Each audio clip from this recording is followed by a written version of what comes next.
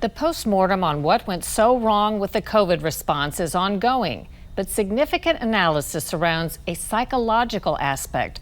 Why were so many people fearfully convinced to go along with questionable and controversial measures and turn sometimes brutally against those who refuse to comply?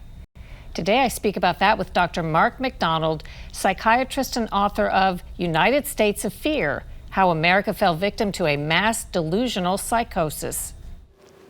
How did America fall victim to a mass delusional psychosis? The weaponization of fear. Americans have become compliant. They've become adept at receiving signals to be afraid.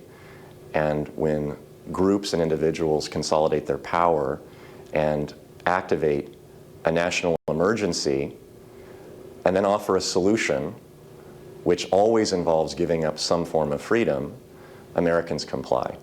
And they will comply as long as they stay afraid. Have you sensed or theorized who is behind that? Who was driving the fear? Was it a coordinated effort or something that just happened? I think what happened was a crime of opportunity. I'm not a conspiracy theorist in the sense that there's a group of people in hoods sitting in a cave somewhere outside of Davos planning the next 100 years. And if they are, they're not going to be very successful. What I think happened was there was a confluence of opportunities among disparate groups who all had something to gain by instilling fear. Do you think it's possible that fear made us sicker? And by that I mean, we always hear things reduce our immunity when your body is stressed or when certain things happen physiologically because you're afraid. Can that impact your immune system, and can that stand to make us sicker if we do get COVID than we might have been? Absolutely. What fear does is induces, in a chronic sense, a stress response.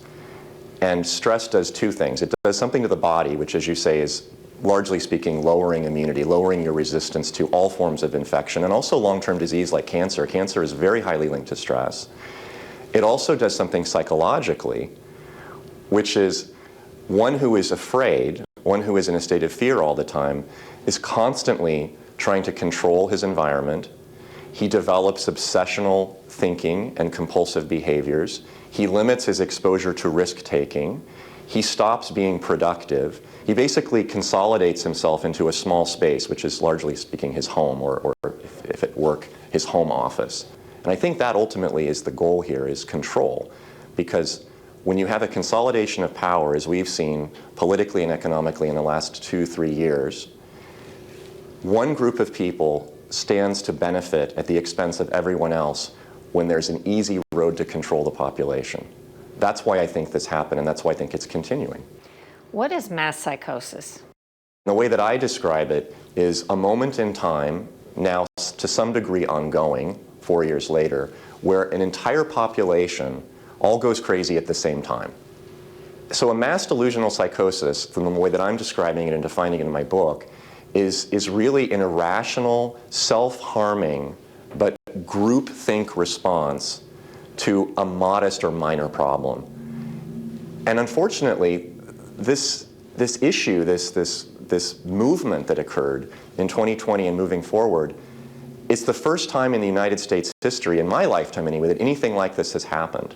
And I think it's the first time because it's the first time in the last 2 or 3 generations that we have had, America has had, the ability to instill so quickly and so powerfully and so chronically a feeling of fear in the population.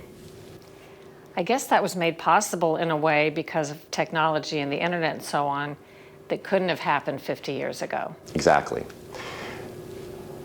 I have something in my pocket called a smartphone that I believe is the primary driver of the psychosis of 2020, along with what we're seeing in the youth population, which is a complete loss of socialization, obesity, anxiety, body dysmorphia in girls, gaming addiction in boys, and ultimately deaths by drug overdose, specifically fentanyl, delivered to homes through apps like Snapchat, as well as suicides among a lot of young girls.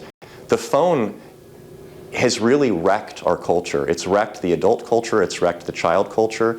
Today, I tell parents, if there's one thing that you want to do to protect your children, take away their smartphone. Do not allow them to have one at all until they're 18 and they become an adult.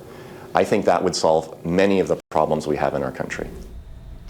By the way, there's a growing effort to remove or restrict access to cell phones by students in schools. At least 8 states have put restrictions in place, in addition to actions in other cities and districts across the country.